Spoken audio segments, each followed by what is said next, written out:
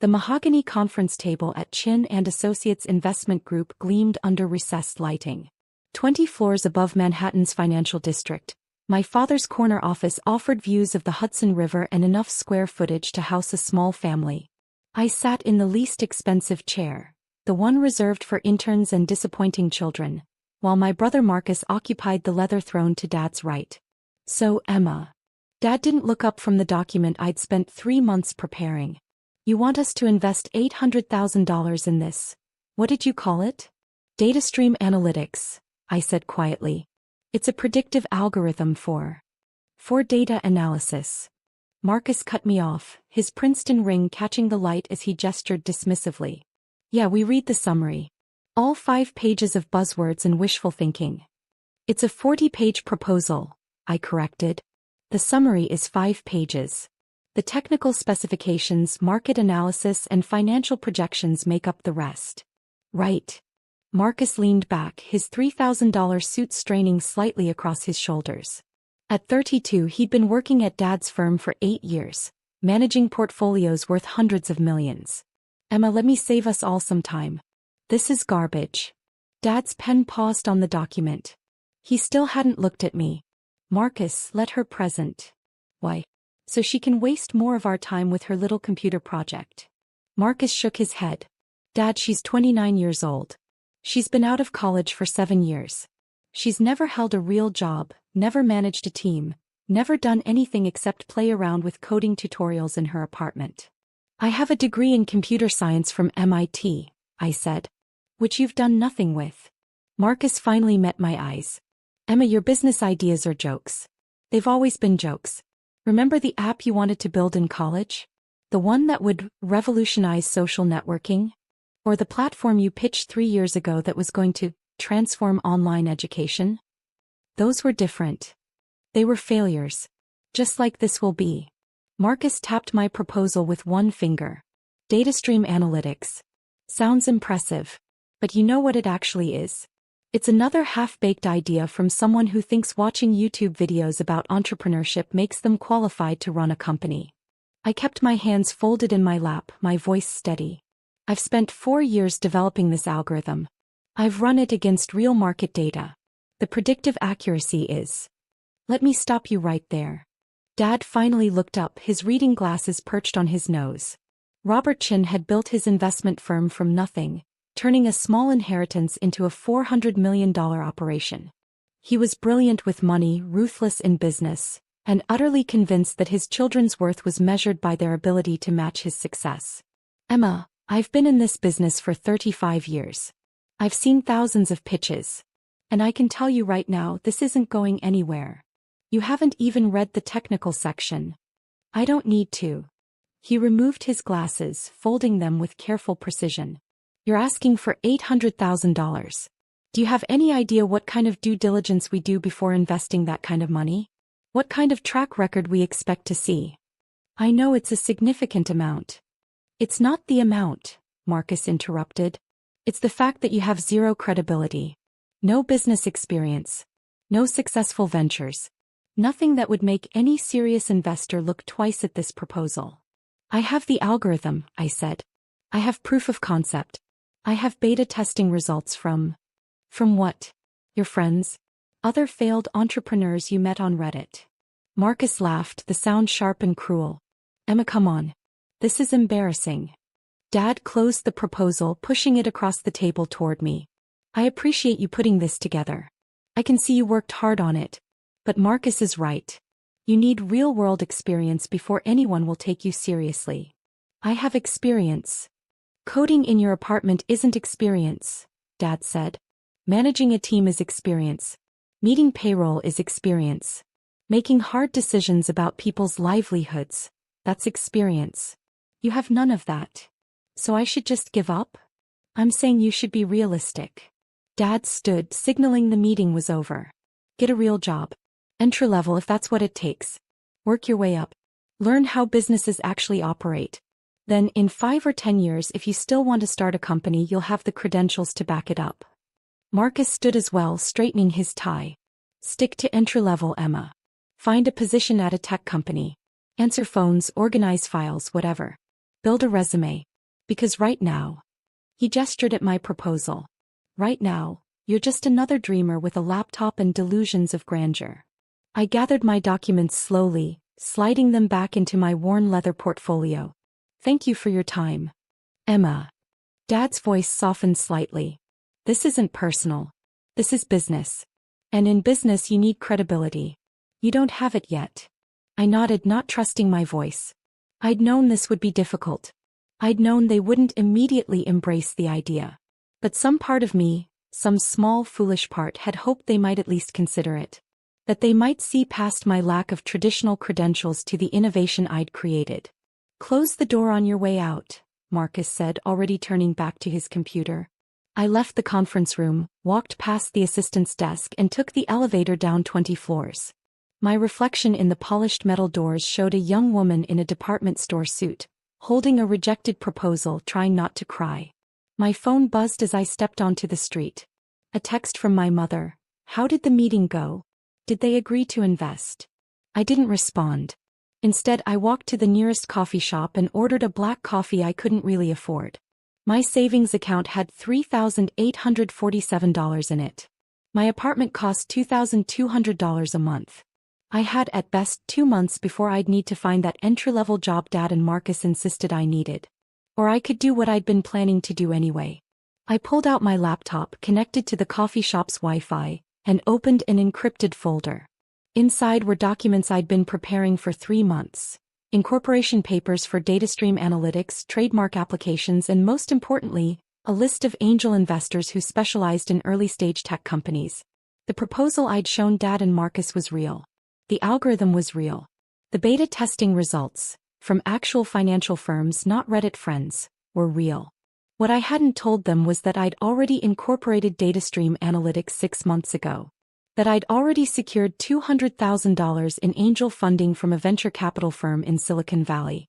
That 3 major hedge funds were already beta testing my algorithm and reporting accuracy rates that exceeded anything currently on the market.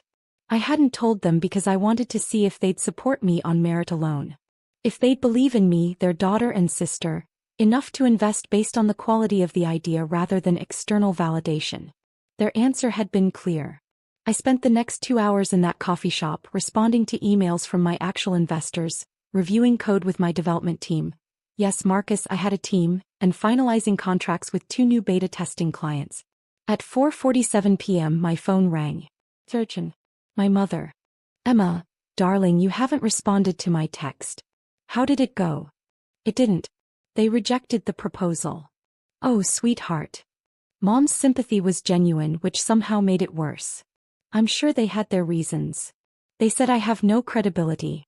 That I need to get an entry-level job and work my way up. Well, that's not unreasonable advice, is it? Your father started at the bottom. Dad started with a $500,000 inheritance from grandfather. Emma, that's not fair. It's accurate. Look, Mom, I have to go. I have a call with some clients. Clients? Her voice brightened. You mean you're moving forward anyway? I am. Without your father's investment? Emma, how can you possibly? I'll figure it out. I always do. I hung up before she could protest further. My next call was with the CEO of Bridgewater Analytics, a mid-size hedge fund that had been beta testing my algorithm for 6 weeks. They'd seen a 23% improvement in their predictive accuracy, enough to generate an additional $40 million in returns in just over a month. Emma. Robert Bridgewater's voice was warm over the phone. I was hoping you'd call. We need to talk about expanding our implementation. I'm listening. We want to integrate DataStream across all our portfolio management systems. Full deployment. And we're prepared to pay a premium for exclusive early access while you're still in beta. How much of a premium? $5 million for 6 months of exclusivity. After that, standard licensing fees based on assets under management. I kept my voice steady, professional, giving no indication that my hands were shaking. $5 million is acceptable. I'll have my lawyers draft the contract. Your lawyers? Robert chuckled. Emma, you're what, 27? 29. 29. And you already talk like a seasoned CEO. I like that. This algorithm of yours, it's the real deal. You know that, right? I do. Don't let anyone tell you otherwise. I've been in this business 40 years and I've never seen anything like what you've built. After the call ended, I sat in the coffee shop and let myself breathe. $5 million. Not the $800,000 I'd asked Dad and Marcus for. $5 million. Over the next 3 months I kept my head down and worked. I didn't tell my family about Bridgewater's contract. I didn't mention when Goldman Sachs reached out, interested in beta testing. I said nothing when JP Morgan's quantitative analysis team scheduled a demo. I went to family dinners and smiled when Marcus talked about his latest deals. I nodded when Dad gave advice about networking and credential building. I stayed quiet when Mom suggested I look into graduate school programs, something practical like an MBA. And in the background, DataStream Analytics grew. By month 4 I had 12 major clients. By month 6, 23. The algorithm's performance was exceeding even my own projections. Hedge funds using DataStream were seeing accuracy improvements between 18% and 31%. In the world of financial prediction, those numbers were revolutionary. The angel investors who'd initially put in $200,000 were now sitting on equity worth $8 million. They wanted to invest more. Everyone wanted to invest more. I took second-round funding, $30 million from a consortium of venture capital firms. Third round came 4 months later. $120 million. My ownership stake remained at 73%, and DataStream Analytics valuation hit $2.4 billion. I was, on paper, worth $1.75 billion. I still lived in my $2,200 a month apartment. Still drove my 7-year-old Honda. Still wore department store suits to family dinners. Because I wanted to see how long it would take them to notice. The answer, it turned out, was 14 months. I was at Sunday dinner at my parents' Westchester estate, a monthly obligation I couldn't escape without causing family drama, when Marcus brought up a Bloomberg article he'd read. There's this new analytics company making waves in the hedge fund world, he said, cutting into his steak. DataStream something. Apparently they've got an algorithm that's actually delivering on the hype. Dad looked interested. DataStream? Haven't heard of them. They're small. Private. But the performance numbers are insane. Marcus pulled out his phone, scrolling through the article. Says here they're projecting $500 million in revenue this year. For a company that's barely 18 months old. What's their secret? Dad asked. Some kind of predictive algorithm. Machine learning, AI, all that buzzword stuff. But unlike most AI companies, this one actually works. Marcus paused, reading. The founder is anonymous. Won't do interviews. Very secretive. I continued eating my salad, keeping my expression neutral. Mom smiled at me from across the table. Emma, darling, this sounds like the kind of thing you were interested in. Didn't you have that proposal about data analysis? Something like that, I said quietly. You should look into working for them, Dad suggested. A company like that growing that fast, they'll need good people. It might be a way to get your foot in the door. Maybe, I said. Marcus snorted. Dad, they're not going to hire Emma. Companies like DataStream want people with elite credentials. MIT grads who've worked at Google or Facebook. Not someone who's been unemployed for the last year. I haven't been unemployed. Freelancing doesn't count. Marcus waved his hand dismissively. Trust me, Emma. Companies at that level aren't interested in resume gaps and failed proposals. I set down my fork carefully. How do you know I've been freelancing? What else would you be doing? You're not working anywhere. You're not in grad school. You're just around. Marcus shrugged. Look, I'm not trying to be harsh. I'm being realistic. You need to aim lower. Entry-level positions at established companies. Build a real resume. Marcus is right, Dad said. There's no shame in starting small, Emma. Everyone has to pay their dues. Some people more than others, I murmured. What was that? Nothing. May I be excused? I have some work to finish. Mom frowned. Work? It's Sunday. You should relax. I have a deadline. I left before anyone could protest further, driving back to Manhattan in my Honda while Marcus probably climbed into his BMW and Dad into his Mercedes. That night I approved DataStream's IPO filing. We'd been planning it for months. My lawyers, my CFO, my board of directors. Everyone agreed the company was ready. The financials were strong. The client base was solid. The growth trajectory was sustainable. The IPO was scheduled for 3 weeks later. Mid-morning on a Thursday. I'd be ringing the opening bell at NASDAQ. I didn't tell my family. The night before the IPO, I had dinner with my parents and Marcus at their favorite restaurant in Midtown. An Italian place with white tablecloths and wine that cost more per bottle than my monthly rent. "Emma, we wanted to talk to you about something," Mom said as the appetizers arrived. "Your father and I are concerned." "About what?" "About your future." Dad leaned forward, his voice gentle but firm. "You're 29 years old. You're not getting any younger. And frankly, your lack of career progress is becoming worrying." Marcus nodded. "We've been talking and we think you need professional help. Career counseling. Maybe therapy to work through whatever's blocking you from moving forward." "I'm not blocked." "Emma, you've been unemployed for over a year," Mom said. "Living off savings doing odd jobs. That's not sustainable. And it's not healthy." "We want to help you," Dad said. "We've talked to a career counselor who specializes in helping young adults who've lost their direction. He's excellent. Very compassionate." "I haven't lost my direction." "Then what have you been doing?" Marcus challenged. "Seriously, Emma. What do you do all day?" I took a sip of water, considering my answer. I could tell them. I could explain about DataStream, about the IPO happening in 12 hours, about the fact that by this time tomorrow, I'd be one of the youngest self-made billionaires in technology. But I didn't. "I've been working on projects," I said instead. "Projects?" Marcus laughed. "Right. More business proposals that will never go anywhere. Something like that." Dad sighed. "Emma, please. Take this seriously. We're offering to help. To pay for counseling, to use our connections to get you interviews. But you have to meet us halfway." "What kind of interviews?" "Entry-level positions," Marcus said. "Administrative work, junior analyst roles. Things appropriate to your experience level." "My experience level?" "Yes. You need to be realistic about where you are in your career." Marcus leaned back as the waiter delivered his entree.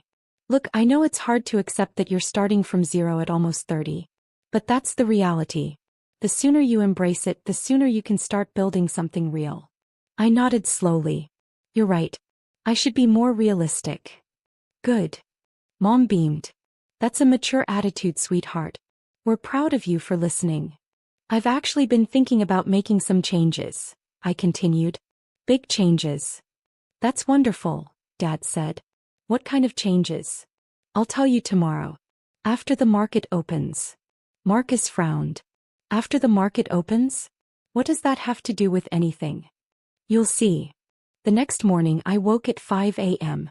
I showered, dressed in a navy suit I'd had custom-made for this occasion, and took a car service to Times Square. The NASDAQ building was already buzzing with activity. Camera crews, journalists, analysts waiting for the morning's biggest IPO. DataStream Analytics.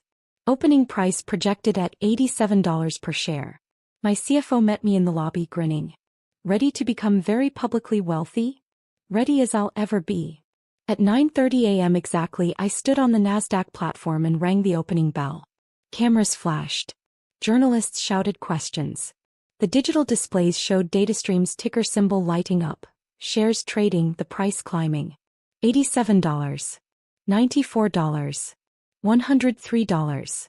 $118. By 9:45 a.m., DataStream Analytics had a market capitalization of $7.2 billion. My 73% stake was worth $5.26 billion. My phone started buzzing immediately. Texts, calls, emails. But I ignored them all except one. A Bloomberg news alert. DataStream Analytics IPO surges 35% in first 15 minutes. Founder Emma Chin, 29, now worth $5.8 billion. I smiled at the screen, then took a car service to Lower Manhattan. To my father's office building. To Chin and Associates Investment Group. The receptionist looked startled when I walked in. "Miss Chin, I didn't know you had a meeting scheduled." "I don't. Is my father in?" "Yes, but he's with a client." "I'll wait." I sat in the reception area, the same place I'd waited 14 months ago with my rejected proposal. The Bloomberg terminal in the corner was showing the market, DataStream's ticker prominently displayed as one of the day's biggest movers. 10 minutes later, Dad emerged from his office with a client. He stopped short when he saw me.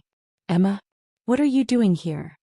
I wanted to talk to you about that career counseling. Dad glanced at his watch. Can it wait? I have a busy morning. It won't take long. I stood, gesturing to his office. Just a few minutes. He sighed but led me inside. Marcus was already there, sitting at the Bloomberg terminal, his face pale. Emma, Marcus said slowly, not looking away from the screen. There's a company that went public this morning. DataStream Analytics. I heard. The founder is named Emma Chin. Common name, I said lightly. Emma.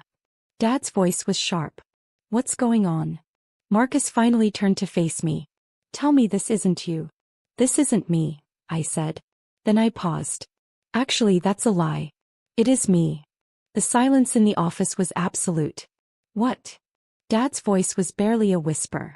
I pulled out my phone, opening the Bloomberg article. DataStream Analytics went public this morning. Opening price was $87 per share. It's currently trading at $121. The company's market cap is $7.2 billion. I own 73% of the company, which makes my net worth approximately $5.8 billion. Marcus stood abruptly, his chair rolling backward. That's impossible. It's actually quite possible. I incorporated the company 14 months ago. Right after you rejected my proposal for $800,000. Dad grabbed my phone, staring at the article. His face went through several shades of red and white. This can't be real. It's real. You can check the NASDAQ listings. Or Bloomberg. Or any financial news outlet. DataStream Analytics is the biggest IPO of the quarter. But you said, Marcus stopped, his voice strangled. You said you were freelancing. You said you had no clients. I lied. Well, technically I deflected. You assumed I had no clients. I didn't correct you. Why? Dad's voice cracked. Why wouldn't you tell us? Because I wanted to see if you'd support me without external validation. If you'd believe in me based on the quality of my work rather than my credentials. I met his eyes. You didn't. Emma, we didn't know. You didn't want to know. I showed you a 40-page proposal with technical specifications, market analysis and financial projections. You read 5 pages and dismissed it as buzzwords and wishful thinking. Marcus sank back into his chair. The algorithm you showed us. That was DataStream. Yes. And you already had funding? I had $200,000 from angel investors. I was looking for family support. Not just money support. Belief. The sense that you thought I could actually succeed. We do think. You thought I needed therapy to work through my career blocks. I kept my voice level, professional. You thought I should aim for entry-level administrative positions. You thought my business ideas were jokes. Dad set down my phone carefully as if it might explode. I don't know what to say. You don't need to say anything. I just wanted you to know. Before you saw it on Bloomberg. Before clients started asking if you were related to the Emma Chin from DataStream Analytics. Jesus Christ. Marcus was staring at the terminal again, where DataStream's stock price continued to climb. You're worth almost $6 billion. $5.8 billion currently. Though it fluctuates. And you've been living in that tiny apartment? Driving that old Honda. I like my apartment. And the Honda runs fine. Dad finally found his voice. We made a mistake. A terrible mistake. If we'd known. If you'd known, you would have invested. But you didn't know and you dismissed me anyway. That's the point, Dad. You judged me based on your assumptions rather than my actual capabilities. We were trying to protect you. You were trying to protect your own egos. You couldn't accept that I might actually know more about this industry than you do. That my buzzwords were actually cutting-edge technology. That my wishful thinking was based on solid research and development. The office phone rang. Dad's assistant, Mr. Chin? You have several calls holding. Bloomberg News, CNBC, The Wall Street Journal. They're all asking if you're related to Emma Chin from DataStream Analytics. Dad pressed the intercom button. Tell them I'll call back. They're quite insistent, sir. I said I'll call back. He released the button and turned to me. Emma, please. Let us fix this. Let us invest now. We can be part of DataStream's growth. DataStream doesn't need your investment. We're fully funded. Then let us help in other ways. Connections, advice. I have advisors. Very good ones. Marcus stood again, running his hands through his hair. This is insane. You've been sitting at family dinners listening to us give you career advice while you're running a multi-billion-dollar company. Yes. Why? Why would you do that? Because I wanted you to see me. Not my bank account. Not my credentials. Me.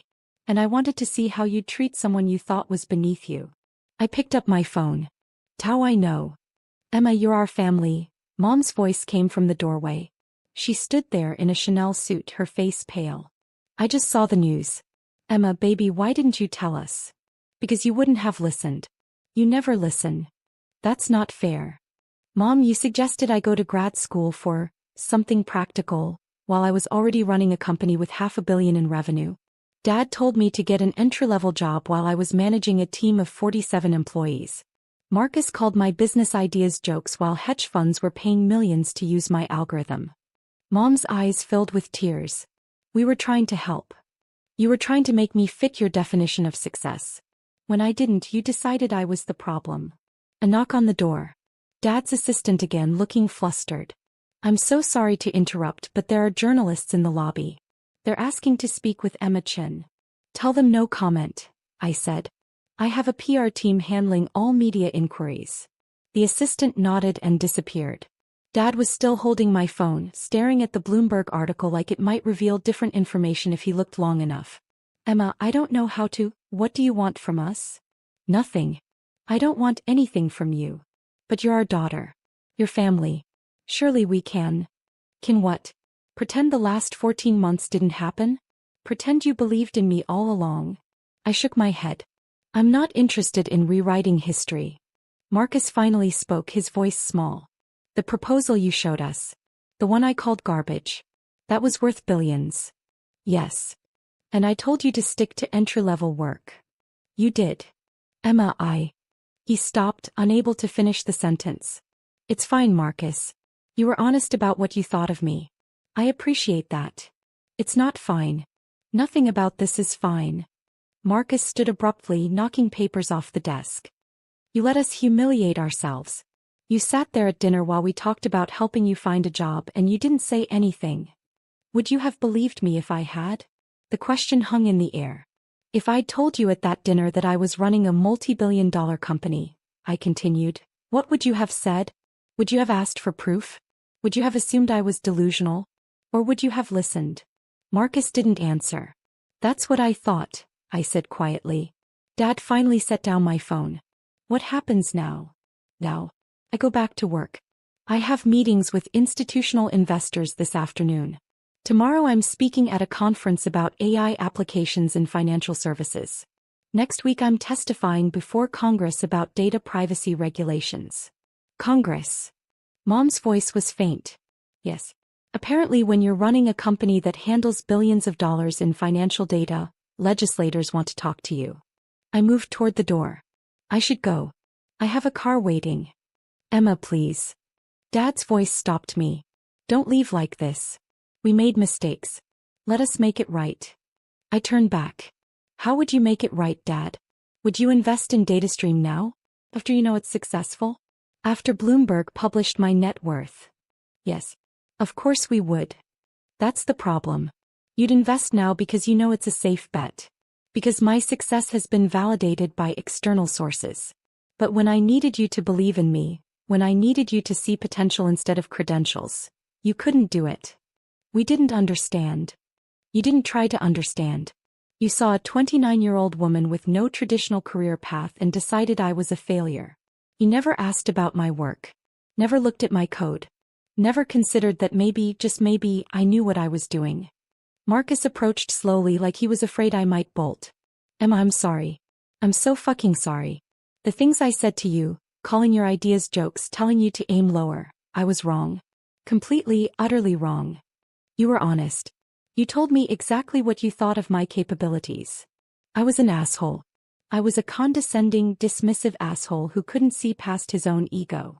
Marcus's voice cracked. You're my sister. I should have supported you. I should have listened. Instead, I treated you like you were stupid. You treated me like I was worthless, I corrected. There's a difference. Emma. I'm not saying this to hurt you. I'm saying it because it's true. You measured my worth by your standards. Ivy League degree, traditional career path, visible markers of success. When I didn't have those things, you decided I had nothing to offer.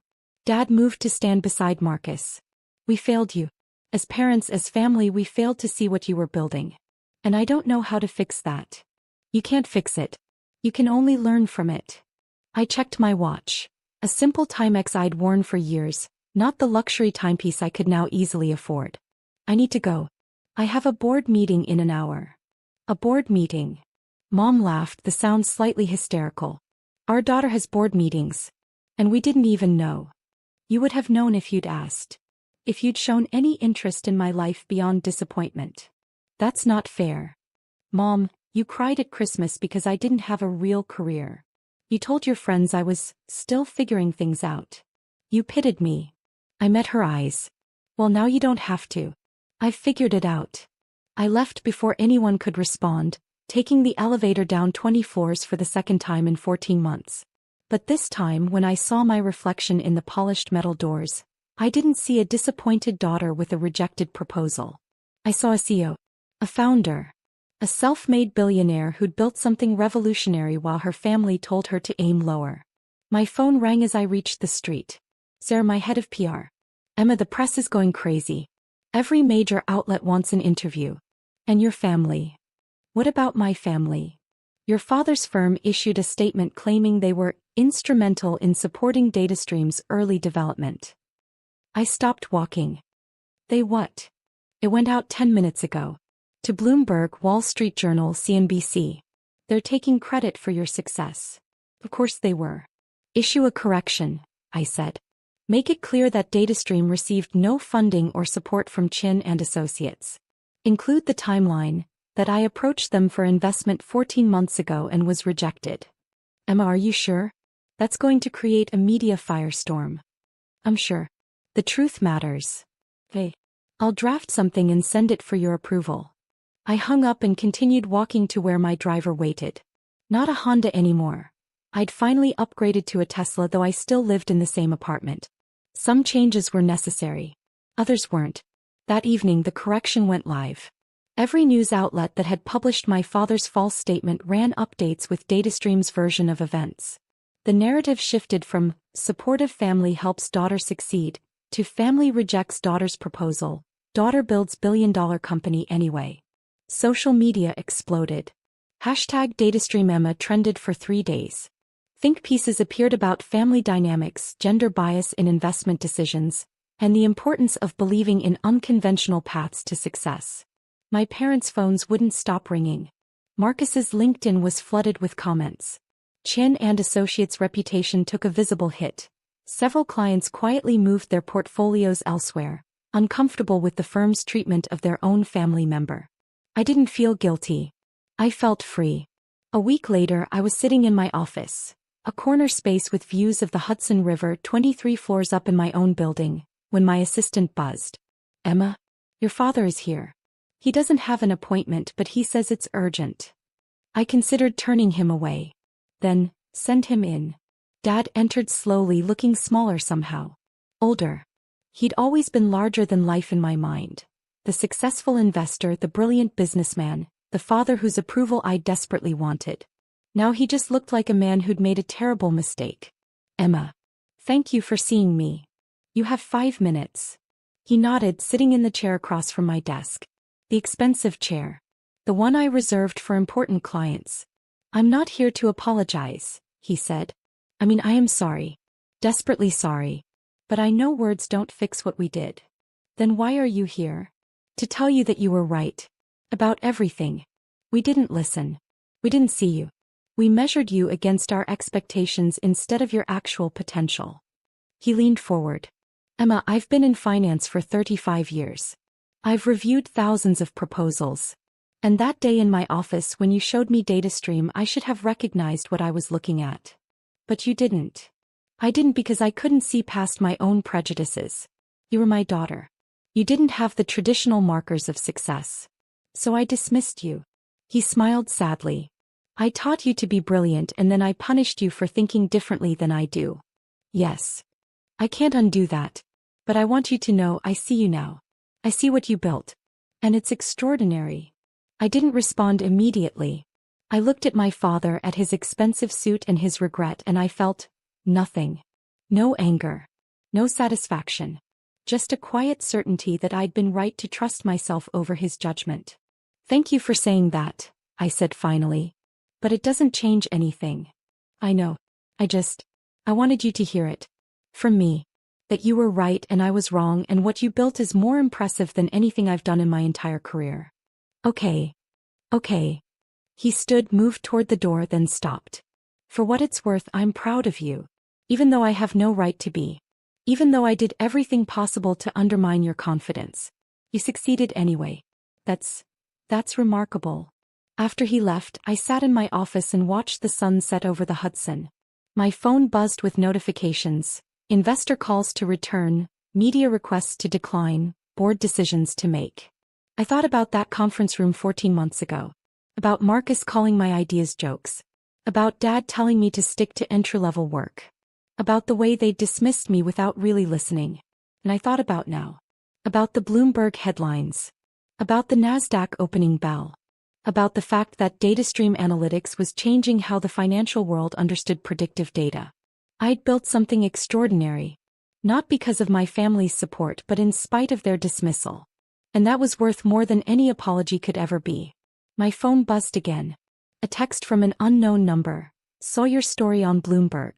Similar thing happened to me with my family. Just wanted to say, thank you for not backing down. You proved they were wrong. That matters. I smiled and saved the message. Because that was the point, wasn't it? Not revenge. Not proving them wrong for the sake of satisfaction. But showing that credibility isn't inherited or granted by traditional institutions. It's built. By people who refuse to accept other people's limitations. By dreamers with laptops who turn buzzwords into billions. By 29-year-old women who get rejected by their own families and build empires anyway. I turned back to my computer and opened the next quarterly projections. DataStream was growing faster than even our most optimistic models predicted. By this time next year we'd likely be worth $15 billion. And my family would have to read about it on Bloomberg. Just like everyone else.